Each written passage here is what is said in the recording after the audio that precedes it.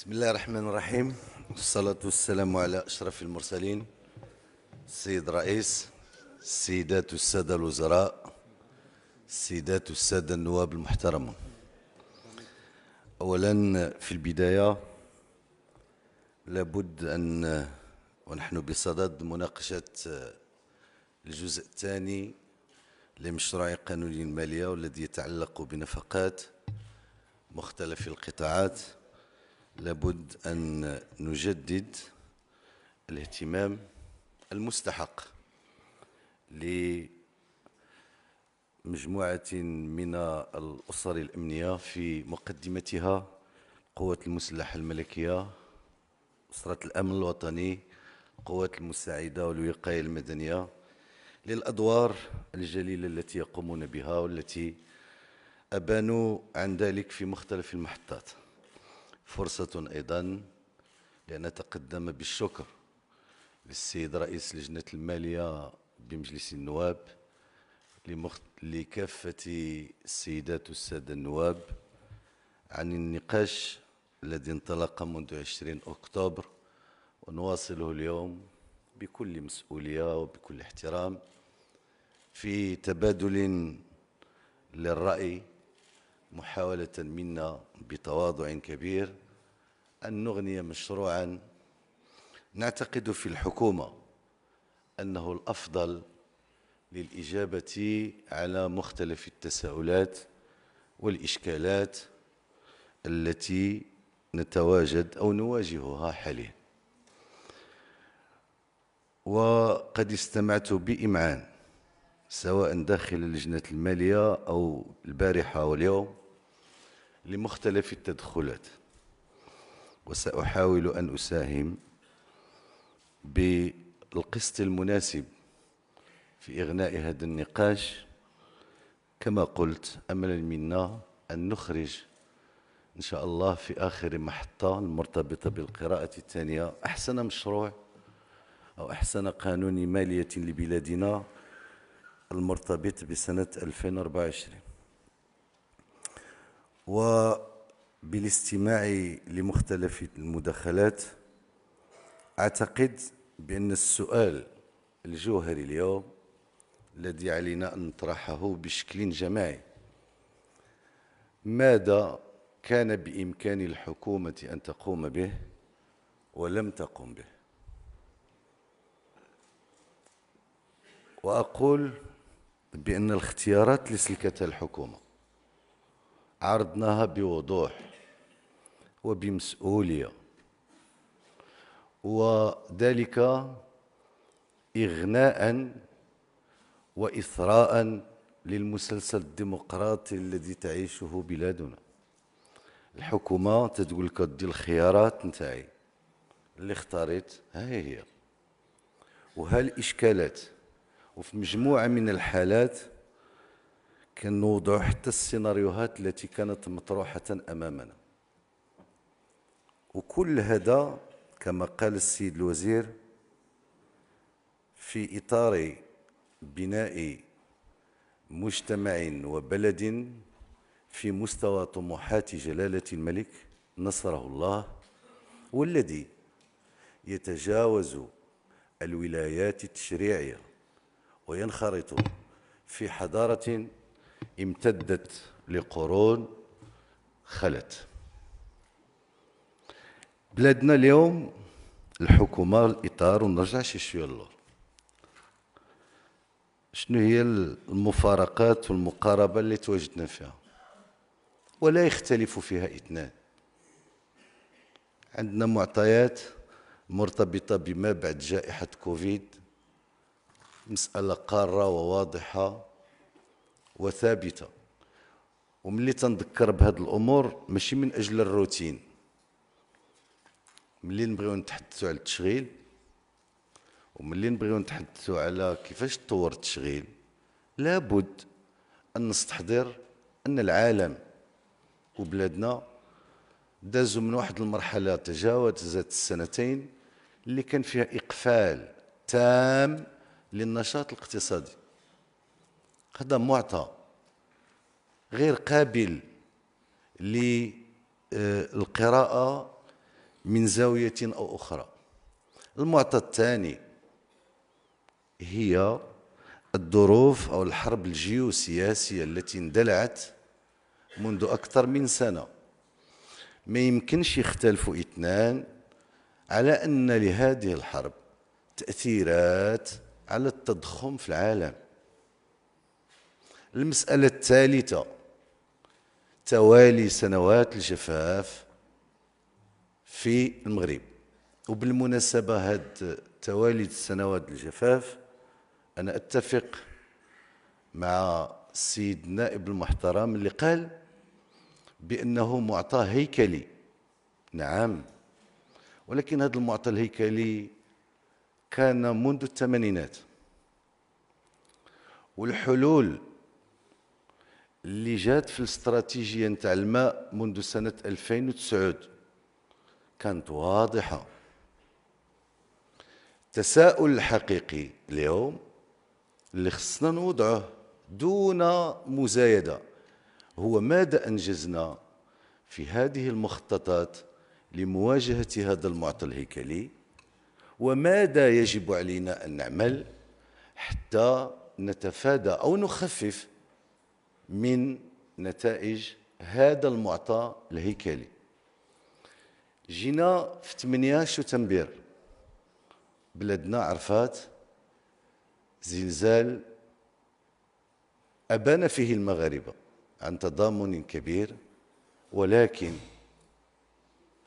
كان لابد وبتعليمات الملكية السامية أنه تكون مجموعة من الإجراءات الاستعجالية لمواجهة الآثار، وننتقل من مقاربة نتاع إحصاء مخلفات الدمار إلى مقاربة إعادة الإعمار.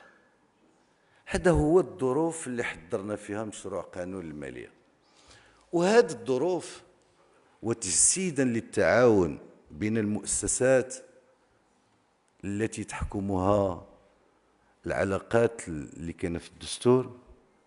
راه جينا في شهر يوليوز وتحدثنا بكل إسهاب عن الوضع نتاع المشروع نتاع المالية العمومية لبلادنا، وشنو هي التوقعات اللي غادي ننهيو بها السنة، وشنو الإطار اللي غادي نحضروا فيه مشروع القانون المالي. المستجد الوحيد هو مواجهة آثار الزلزال.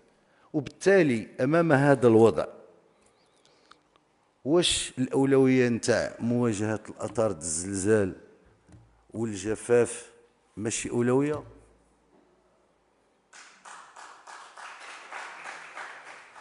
أشنو تم أشنو ما تمش؟ راه حنا تنتواجدوا في واحد المنطقة اللي فيها 4 الجهات اللي كتعني المئات من الضواوير اللي أكيد أن البنيات التحتية ما كتسمحش أنك توصل لهم بسرعة. وما نرجعش باش نقول ودي راه هذاك الوضع هو تحصيل حاصل لسياسة تنموية محلية دامت لعقود. كان علينا أن نتعامل مع هذه الظروف، وهذه الظروف اليوم بعد مرور أقل من 3 الأشهر 27,000 الناس الأسر تلقاو الدعم المباشر نتاع 2500 درهم شهريا. علاش ما تلقاوهاش الجميع؟ لأننا اتفقنا كاملين وبإجماع على أن هذا الدعم خصو يمشي للناس اللي كتستحقوا. اليوم 6000 نتاع الأسر تلقاو تسبيق نتاع 20,000 درهم لإعادة بناء المساكن نتاعهم اللي تعرضت للأضرار سواء جزئيا أو كليا. هذا هو الواقع. الماء راه ما يمكنش اليوم نقولوا بأن ما خصش تكون المعالجة نتاع مياه البحر والتحلية نتاعها من أولى الأولويات. لن يختلف اثنان في بلادنا لأن الوضعية نتاعنا صعبة، وبلادنا تجتاز سنويا وبشكل هيكلي. جاء من الثمانينات يلاه ملي تيكونوا عندنا بعض السنوات المطره اللي تنتجاوزوه وتنعتقدوا او يعتقد من كان في المسؤوليه بان ديك الامطار صافي راه نهات الاشكاليه ديال الجفاف. هذا هو الوضع نتاع بلادنا، وبالتالي اننا نديروا المحطات نتاع التحليه في الدار البيضاء وفي الناظور وفي مختلف المدن المغربيه راه اولويه. هذه هي الاولويه الاولى التي حددها مشروع قانون الماليه. ماذا كان على الحكومه، اعيد السؤال، ان تفعله كاولويه اولى من غير هاد الزوج، من غير نمشيو نواجهوا واحد الناس تعرضوا لاضرار ودمار زلزال، واننا نواجهوا اشكاليه تعني حياه المواطنات والمواطنين يوميا، وكيتعلق الامر بالماء الصالح للشرب.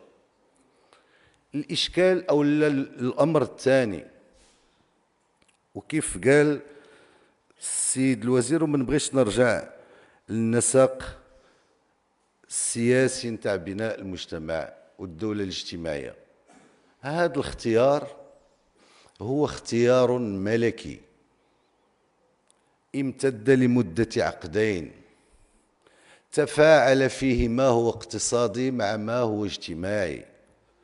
طورات هذه الأمور الاجتماعية إلى درجة إعلان البرنامج نتاع الحماية الاجتماعية بشموليته من طرف جلالة الملك نصره الله. الحكومة لأساسي، وهو رغم الصعوبات المرتبطة يعني احترام الأجندة، فقد احترمتها في أدق تفاصيلها. أكيد أنهم اللي تنتكلموا على التغطية الصحية الإجبارية، الأمر لا يتعلق بالأفراد والأسر، الأمر يتعلق بأكثر من 20 مليون مغربي. وهذه الوضعية نتاع 20 مليون مغربي تختلف، تنتمي لمجموعة من الطبقات.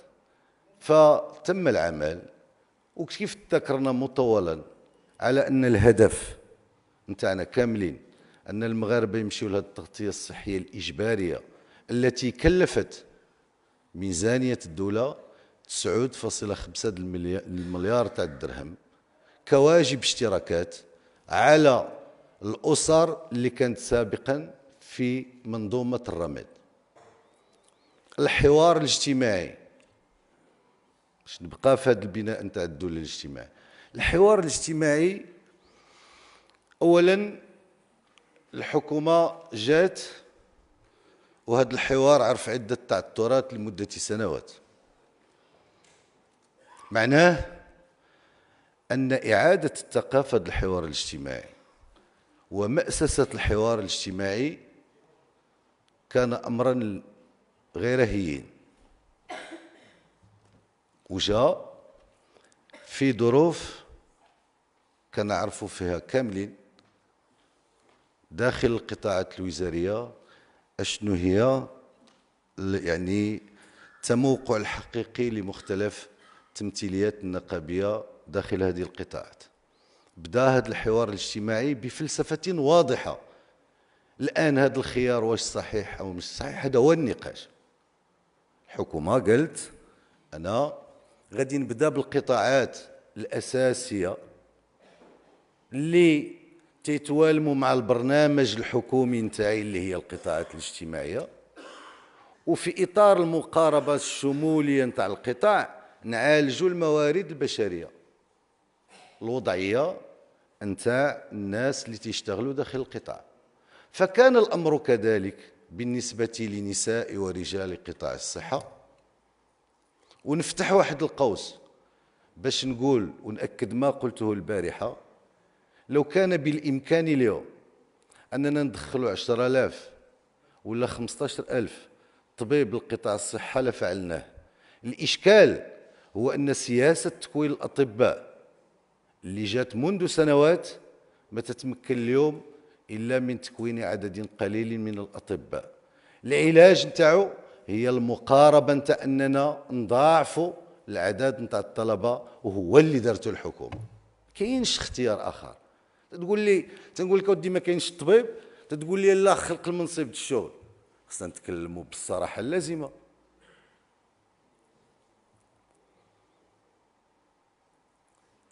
وكان الأمر كذلك بالنسبة للتعليم العالي، وكان الأمر كذلك بالنسبة لقطاع التربية والتكوين.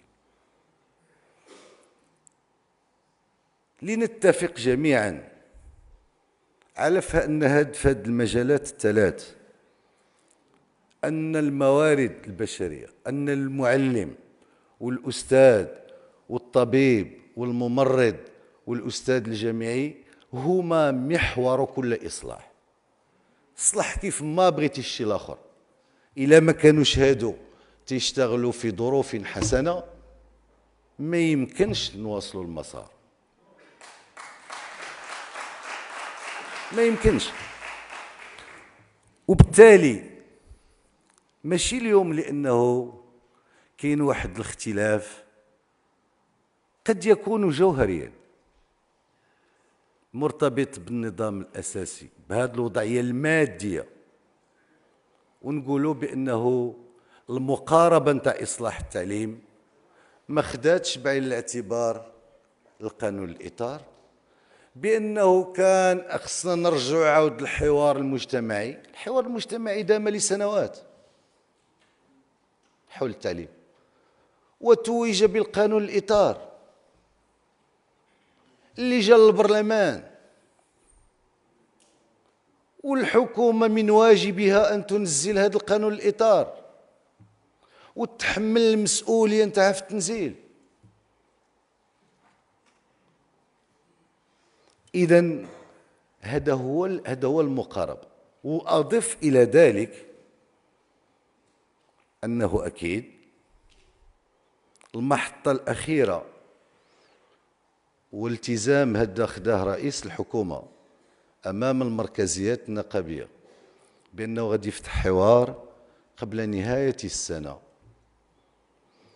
ويكون وصل لصيغته النهائية قبل شهر مارس باش يدخل حيز التنفيذ في السنوات المقبلة، وغادي يعني جميع الموظفين بما فيها إعادة هيكلة جدول الضريبة على الدخل. وقد شرحنا بأدق التفاصيل بأن الصعوبة في مراجعة الضريبة على الدخل هي أنه لما كتوسع الإعفاء لتحت كتطلعوا من 30,000 ل 50,000 تيستفد منها حتى اللي تياخد 100,000 في الشهر، وهو المستفيد الأول. إذن إلا بغينا نبنيو هذا الشيء ومتفقين على هذه المبادئ سنعيد إعادة الجدولة نتاع الضريبة على الدخل، ولكن باش نحسنوا الدخل للطبقات ذات الدخل المحدود والطبقات المتوسطة.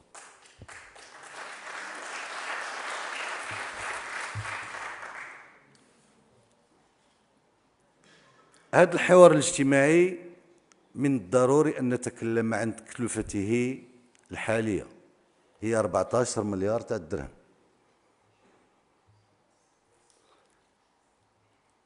الضلع الثالث كما سماه السيد الوزير في هذه المقاربة الاجتماعية التي كما قلت يشرف عليها صاحب الجلالة نصره الله وتعمل الحكومة على ترجمتها على أرض الواقع، هي الدعم المباشر للسكن. وخلال النقاشات دامت لسنوات كنا متفقين على أن أحسن وسيلة لفعالية الدعم هو الدعم المباشر. هذا الدعم المباشر للسكن في انتظار أن يبلغ درجات النضج القصوى نتاعو، إصلاح ما كان على أرض الواقع اليوم يتطلب 9.5 مليار تاع الدرهم سنويا، بناء على الإحصاءات اللي كانت موجودة في سنة عادية. معناه أنه الحكومة تخصص 9.5 مليار سنويا. إذا أضفنا إلى ذلك دخول حيز التنفيذ نتاع الدعم المالي المباشر انطلاقا من شهر دجنبر واللي غيكلف في السنة الأولى متاعو قبل أن تتطور المقادير السنة الأولى 25 مليار تاع الدرهم، غادي نكونوا تجاوزنا 50 مليار تاع الدرهم خصصته الحكومة لترجمة منظور ملكي سامي لتطوير البناء المجتمعي للمجتمع المغربي. هذه هي القرارات، هذا الشيء اللي دارت الحكومة. أنا كنشوف اشنو كان خصو يدار في هاد الأمور الاجتماعية. نعم التضخم كان عنده تأثير، ولكن مرة أخرى خصنا نطرحوا السؤال، لو كان ما حطتش الحكومة 40 مليار السنة الماضية ماذا كان سيكون مستوى التضخم؟ هذا هو السؤال الحقيقي، لأن المستويات اللي كانت نتاع التضخم في العالم كاين مول 20% وكاين البلاد نتاع 30% وكاين 40%، وما كاينش شي سياسة مالية أو ميزانياتية كترجع التضخم في صفر، لا توجد.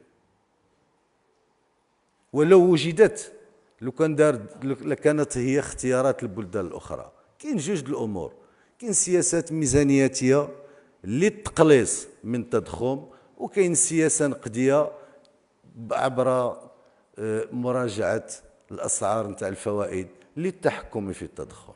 هادو هما السياسات اللي نجهم العالم. المغرب بلادنا نعتقد بأن الحكومة المقاربة نتاعها للتدخل، يعني مع تحديد القطاعات ومع تحديد المجالات الزمنية، تمكنت إلى حد كبير من التخفيف من حدة التضخم. فيما يخص الإصلاح ديال المقاصة، واللي قلنا بأنه الحكومة في الاختيارات نتاعها جابت غير الزيادة والمقص إلى غير ذلك، أنا أعتقد بأن هذا الإصلاح خص تكون عندنا الشجاعة الكاملة باش نقولوا الحقائق كما هي. من 2015 وتكلمت على 2015 هو السنة اللي حررنا فيه الأسعار نتاع المواد السائلة، وحسنا فعلنا، لأن بدون ذلك التحرير كانت الهوامش المالية اللي غادي توجه للاستثمارات ستكون ضئيلة وناقصة. من 2015 نفقات المقاصة خدت لنا 175 مليار. الفقراء اللي من أجلهم خلقت المقاصة ما استفدوا إلا ب20%، والميسورين الذين لا علاقة لهم بنظام المقاصة استفادوا بالثلثين. السؤال واضح والاختيارات واضحة. كاين واحد الاختيار نقولوا دي غادي نخليو النظام ديال المقاصة وباسم الفقر والفقراء نصرفوا المليارات دون أن يروا الأثر الكامل لهذه المليارات على حياتهم. الاختيار اللي نهجته الحكومة قالت ودي أنا من هنا حتى النهاية ديال الولاية ما غاديش نحيد النظام ديال المقاصة، ولكن سأعمل على تسقيف الأسعار. غادي نزيد بواحد الأقدار في المواد اليوم الهدا اللي كتدعم، وفي الجانب الآخر هاد المواطنين غادي يستفدوا من دعم مباشر يساوي أضعافا مضاعفة تكلفة هذه الزيادات المحدودة من هنا ل 2026 في المواد المدعمة. هذا هو الاختيار ديال الحكومة دارته. واش هذا الاختيار ما فيهش رأي آخر كيف قال السيد الوزير؟ كاين دليل على أنه في ظرف 30 سنة كان واحد الاختيار سياسي، وهو أننا نحيدوا الدعم نتاع المواد السائلة، وقلت فيه رأيي وأعيده، لأنه المواطن المغربي اللي خصو الدعم، اللي عنده وضعيه نتاع الهشاشه، ما تيستهلكش 3 د البوطات ونص اللي تدعمهم الدوله. عارف، هذا هو الكونستا. الدوله اليوم لكل فويي تتخلص 3 د البوطات ونص. 3 د البوطات ونص الوضع اش فيه؟ واحد تاكل وتيستهلك واحد البوطه، واحد تيستهلك 6. دونك وباسم هذاك الواحد اللي فقير ويستحق الدعم كنوجهوا الدعم لواحد اخر اللي تياخذ 6. هذا هو الواقع نتاع المقصه. واش نصلحوه ولا ما نصلحوش؟ نقولوا الحقيقه كما اتيت وكما خصها تنزل. هذا هي المقص. نجي للتضريب. دابا انا غير بغيت نعرف هاد الضرائب اللي زدنا فيها شنو هي. الماء هبطناه من 7 ل0. السيد الرئيس قال لك اودي جبتيو وتلاقيتيو وفعلتيو. دابا كيفاش غادي نتعاملوا في هذا التعامل بين المؤسستين؟ واش في واحد البناء ايجابي؟ انا شخصيا درت 2 د الاجتماعات مع الفرق الاغلبيه والمعارضه. 2 د الاجتماعات. في الاجتماع الاول حضروا ليه كل الساده النواب من مختلف الفرق، وفي الاجتماع الثاني تعذر على بعض الرؤساء الحضور. وكانت نيتنا هو اننا التقطوا الاشارات الايجابيه ونتفاداو واحد لا بيرسيبسيون على اننا بصدد ضرب القدره الشرائيه، ونصلحوه بكل جرأة وبتلقائية. الخلاصة د القول اليوم الماء هبط من 7 ل0. دوك ما قلنا حتى حد ما قالوا دي راه الماء الثمن تاعو خصو ينقص ب7%. هذه هي الحقيقة. هذا هو هذا الشيء اللي خصنا نقولوا للمواطنات والمواطنين. الكهرباء ما غادي تزاد فيه حتى درهم حتى ريال لسبب بسيط. لا غادي نجاوبك على ما سيقع في المستقبل الذي لا يعلمه الا الله. دابا في الكهرباء انا كنقول لك المشروع ديال القانون ما فيهش زياده. تحدثتم باسهاب عن الشاي. دابا اش من شاي كنا كنتحدثوا عليه؟ واش هذا اللي كناخذوا في المغرب في الطاوله المغربيه؟ هبطناه من 32 ونص ل 30. الثمن تاعو خصو ينقص ب2 ونص. غير شرحنا وقلنا يا ودي ديك 2 ونص معطيه للناس اللي تيجيبوا اتاي اون فراك وخصهم يديروا له التعليب في المغرب، ما يبقاوش يجيبوه لنا بواطات صغار ويبيعوه لنا في السوق مباشره ويستافدوا ب2 ونص، باش ندعموا الصناعه المحليه في حدود معينه. دونك فينا هو الارتفاع نتاع اتاي. الزبده هبطناها ذات الاصل الحيواني النباتي غير ممكن، لأن المدخلات نتاعها هي مواد دهنية تؤدي الضريبة على القيمة المضافة. ترونسبور قلنا يا ودي النقل نتاع البضائع السلع بين المدن هبطناه من 14 ل 10. دوك دورنا أن خص الثمن تاع النقل د هاد البضائع يهبط ب4%. تنقل المواطنين لا في الترام ولا في الترونسبور نتاع لي بوس يعني لوربان هبطناه من 14 ل 10. دوك فين هي الضريبه؟ غادي نجي للمواد السيشوار والحلاقه الى غير ذلك اللي طلعنا فيها الضريبه من 30 لسبب بسيط وشرحناه بإسهاب. وقلنا يا ودي هاد المواد البوادر نتاع الصنع نتاعها محليا موجود، والتزمنا مع الساده والسيدات النواب اننا نمدهم بكل هذه المعطيات. وقلنا يا ودي الا كان هذاك الثمن باش غادي يشري داك المواطن ديك الاله بشويه قل من داك الثمن اللي كنستوردوا به، ولا حتى الا كان نفسه كيتصنع محليا نشجعوا هذه الصناعه المحليه. هذا هو الاختيار، هذا هو اللي خصنا نناقشوه.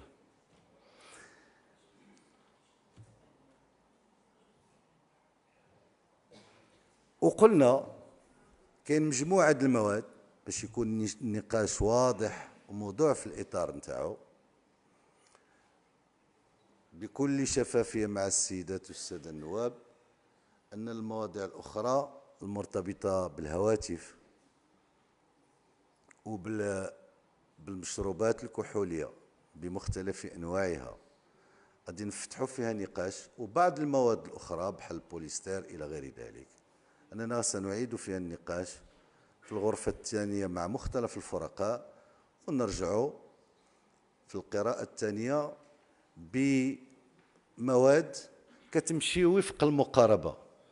الهدف من الإصلاح الضريبي الذي تباشره الحكومة هو توسيع الوعاء الضريبي ومحاربة الغش الضريبي.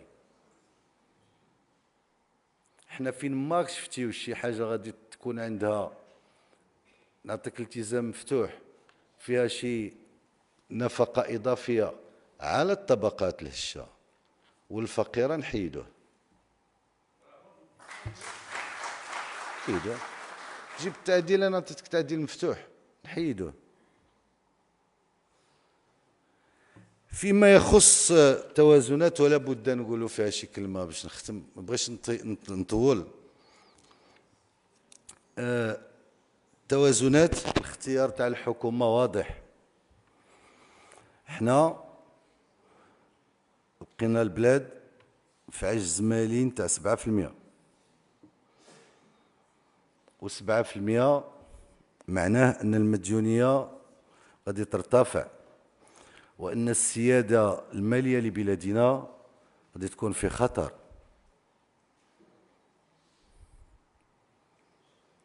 ونعرف، وباش نكونوا نزهاء فكريا وعلميا، أن السنة تاع 21 ارتبطت بالسنوات اللي تبعت كوفيد إلى غير ذلك. دونك الظروف كانت ماكرو اقتصادية صعبة. الالتزام كان واضح أننا خصنا نمشيو في واحد المنحى تنازلي نتاع العجز المالي باش ننهيو الولاية في حدود 3%. جينا في 23 وقلنا غادي نديرو 4.5. 24 القانون اللي عرضنا عليكم 4%. 25 3.5، وفي 26 3%. هذا اختيار، غادي نشرح علاش اختيار. اللي بغى يطلع الديفيسيت بنقطة كيدي 12 مليار يصرفها، هذا هو الحل السهل. كل نقطة نتاع الديفيسيت كتساوي 12 مليار وصرفها كيف بغيتي نتاع البيب. حنا حكومة نعتبر، وهذه قناعة، على أن المحافظة على السيادة المالية لبلادنا خط أحمر كما قالت السيدة الوزيرة، غير قابل للنقاش. علاش؟ هو اللي تعطينا اليوم العلاقات المتميزة اللي كنفتخروا بها جميعا مع المؤسسات الدولية ومع الفيمي ومع لا بنك مونديال، ويتعطيونا لا ليني دو فاسيليتي فيها 5 المليار ونستغني عن استعمالها. هذه هي السيادة المالية. بدونها غادي نضيقوا الدائرة النقاش، وغادي نضيقوا الدوائر النقاش والاختيارات في السياسات العمومية، وهذا كيشكل خطر حقيقي لمستقبل تدبير السياسات العمومية لبلادنا. نعتبر بأن ضمان السلامة نتاع السياسة المالية ضروري غير مناقشة. وفي هذا الإطار الماكرو اقتصادي عنده ارتباط واضح وعلاقة مباشرة مع المديونية. المديونية هذه سميتها الأرقام، وإلا ما اتفقناش على القراءة الأرقام بشكل سليم،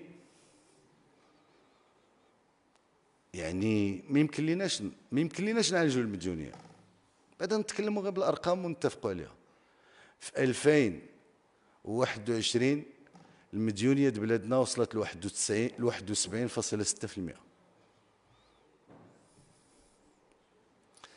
في 2023 اللي رحنا فيها غادي نكونوا في 70.9% من الناتج الداخلي الخام. الهدف نتاعنا هو أننا نهبطوا هذه المديونية تحت عتبة 70% من الناتج الداخلي الخام. وكاين غير واحد الحل باش تهبط، لا يوجد اثنان، هو أننا نتحكموا في العجز. والقراءة نتاع المديونية بالفوليوم لا تخضع لأي معيار علمي ولا لأي منطق اقتصادي. ما يمكنش نجي نقول المديونية في عام ونص نتاع واحد البلاد كانت 100 ولا 130 ولا 125. لا، تنقول المستوى نتاع المديونية الخارجية نتاع الجابون هي القد والقد، ونتاع هاد البلاد القد والقد، ونتاع المغرب هي 70.9%. وهذيك 125 ما فيها باس نشرحوها، فيها 18 مليار تاع الاستدانة باش نديروا التدبير النشط للمديونية، وكيدار منذ 10 سنوات. معناه باش نبسط، ملي تتكون واحد البوادر نتاع واحد النسبة الفائدة ضعيفة، الدولة تتاخذ هذاك القرض باش تخلص به واحد كان طالع. خدات واحد الدين ب4.5 في واحد الوقت، وبانت لها واحد الهامش باش تاخذ واحد الدين ب3% كتاخذو باش تخلص. دارت فيه 18 مليار تاع الدرهم. 7 المليار تاع الدرهم هي لا فارياسيون تاع الدرهم. بالمناسبة هاد لا فارياسيون الاختلافات نتاع الدرهم مع الفوائد بلغت سنة 21 مليار، وتختلف من سنة إلى أخرى حسب سعر الصرف تاع الدرهم مع العملات. وكانت في سنة ونصف، في 18 شهر، كانت 100 مليار باش نمولوا العجز الميزانية اللي كان في 22 اللي هو 5%، وكل نقطة عندها 11.5 المليار وضرب في 5 وزيد لها 6 شهور. دونك ملي كنقولوا دير الرقم والى غير ذلك، راه هذا هو الحساب نتاع 125. ولكن ما يهم في تدبير المديونية هو أننا اليوم في 70.9. علينا أن نتحمل مسؤولية جماعية باش نهبطوا هذا المستوى نتاع الدين إلى مستويات تضمن التدبير السليم للمالية العمومية والتمويل المستدام لاقتصادنا وأنشطتنا الاقتصادية. شكرا والسلام عليكم.